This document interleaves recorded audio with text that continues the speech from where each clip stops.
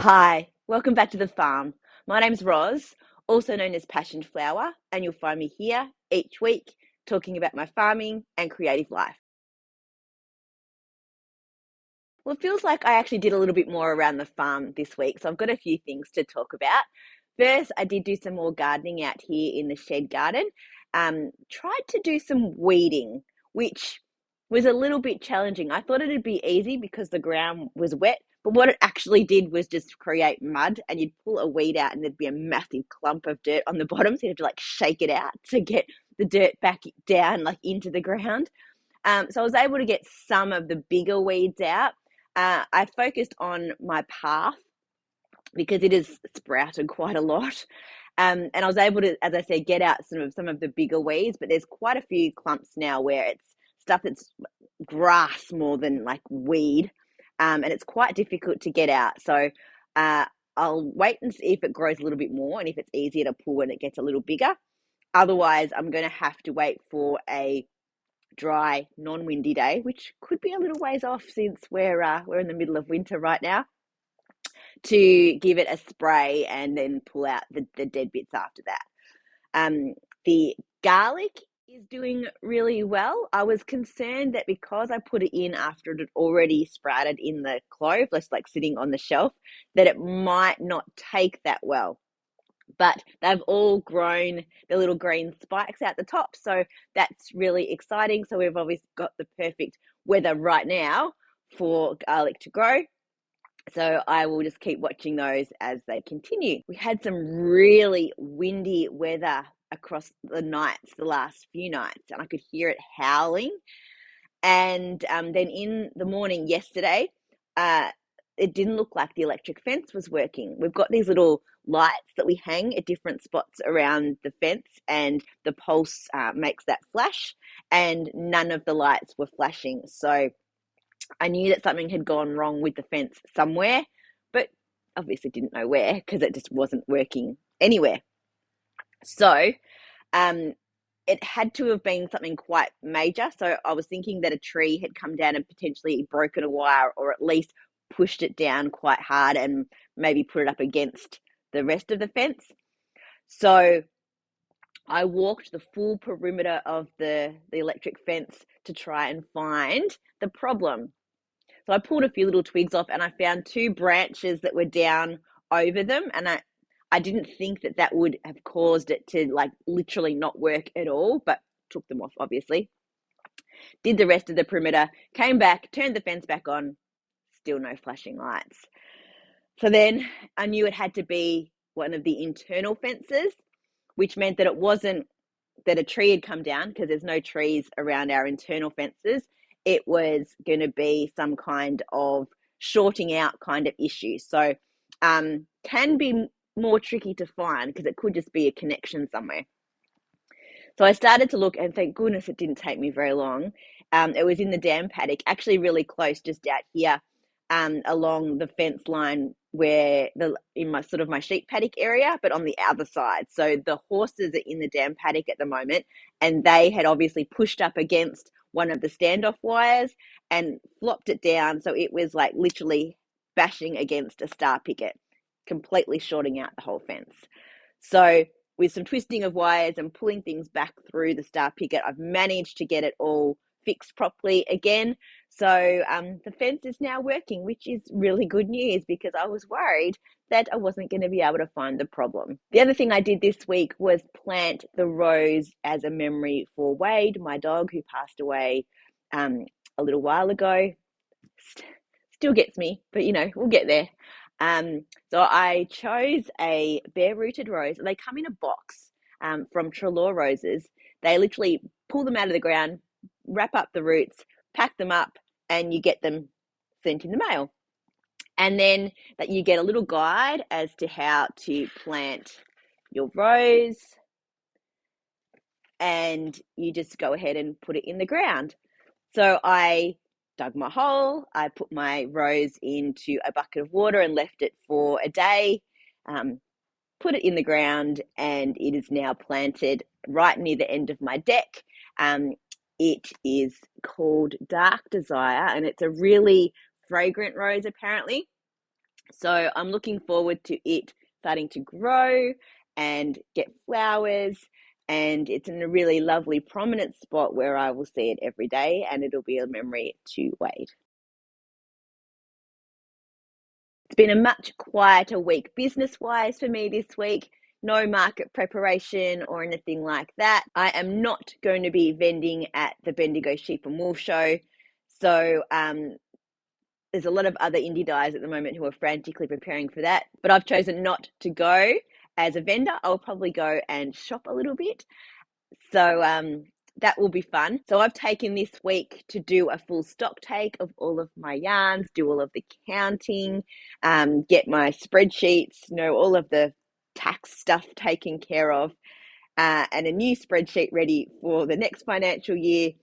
And I've also been playing around with a new yarn base that I sort of talked about a little bit last week. So I have bought some Mohair silk lace weight yarn to try out.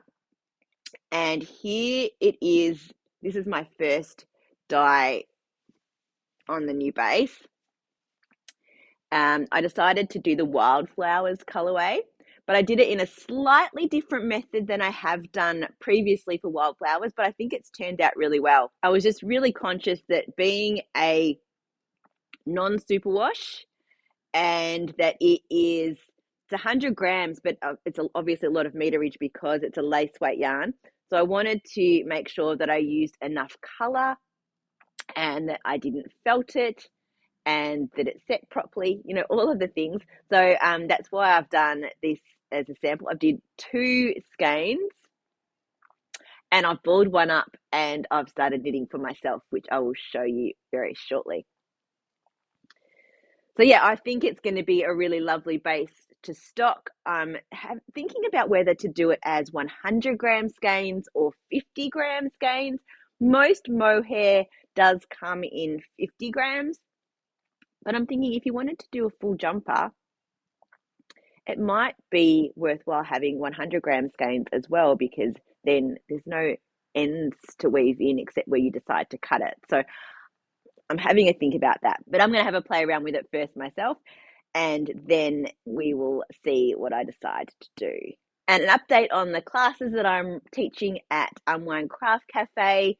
The 22nd of July, there is 1 spot left in the brioche class. Someone had to change to my other class. Something ended up clashing, so there is now 1 spot available in that one. The sock class on that day is sold out, but I do have toe-up socks and brioche listed for the 5th of August. I will leave a link below to the ticket bookings for those classes, so you can go check those out. So I finished my True Stripes jumper last week, just before. So I have spent some time weaving in the ends on that. There are a lot of ends to weave in. I've done 1/2 of the jumper, and I probably will finish doing that this weekend. I just have to get into the right mood to do it, but I'm definitely going to get that done very soon. But I also wanted to do some knitting as well, so you've got to balance that out. I've actually just done lots of sort of little bits of projects this week. I took some time and knitted on my opal confetti party socks. So I'd already finished one and I did a little bit on the second.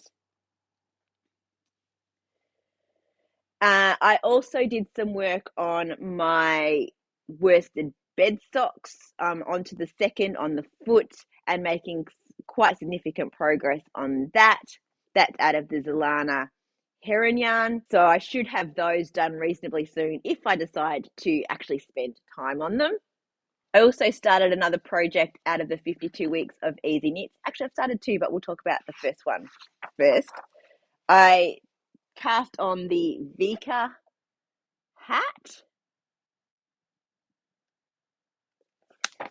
and I decided to use the rest of the Knitting Man Recommends yarn, and then I've added in some other yarn because I didn't quite have enough. I thought I might, but I didn't. So it's a 2x2 rib, and then you switch and you do the 2x2 rib alternating, so it creates this really cool looking pattern.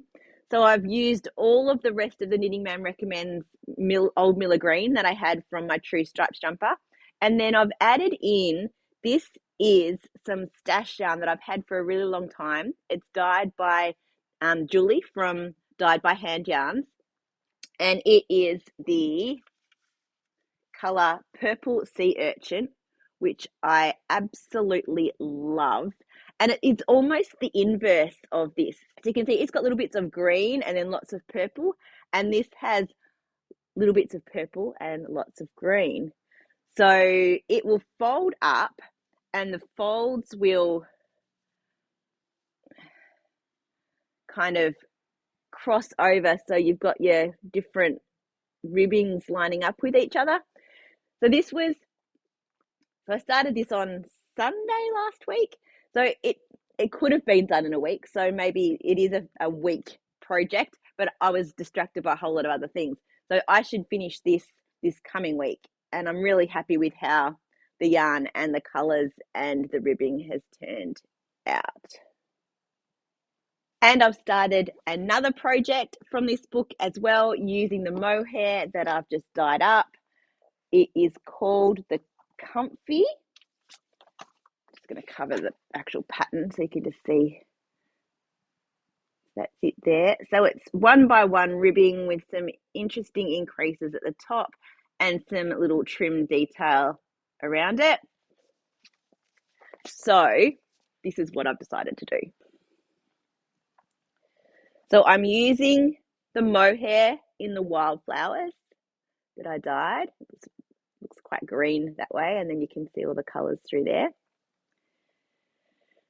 And I'm using my teal, not green colour in the DK yarn.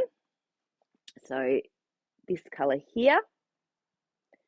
And I decided that I needed to do, I looked really closely at the pattern and it looks like a tubular cast on, or at least a tubular cast up on the sleeves. And I think because it's 1x1 rib the whole way, that actually looks really neat.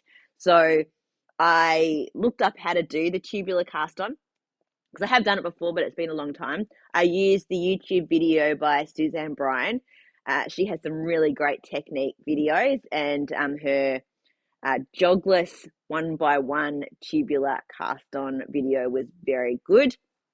So you use a provisional cast on and then you do a few different rounds and you end up with a beautiful rounded edge. So what I've done is I'm using 2 4-ply skeins of the teal, not green, as the edging. So I'm going to do that on the neck, even though that's not in the pattern, as well as on the sleeves and on the cuff or the hem. So I'm using that so that it makes like a worsted weight, so 2 4-plies. And then I'm using DK and the lace weight as the worsted weight for the body of the jumper. So here's how it looks so far, and I'm super excited. I haven't done very much, but I'm super excited. So here it is. So you can see how that's just the tubular cast on. You can see how it kind of just rolls around and looks nice and neat. And then that's how it looks knit up by itself. And then this is how it looks with the mohair through it. So it's just a really subtle rainbow coming through. It makes the teal, not green, slightly lighter. And just all those colors are just playing on each other, and it looks really pretty. So I'm just excited to just keep knitting and to see how it's going to look. What I'm thinking is the pattern's written all in 1x rib as far as I can tell. I don't normally read too much further through a pattern. I just kind of start and get going.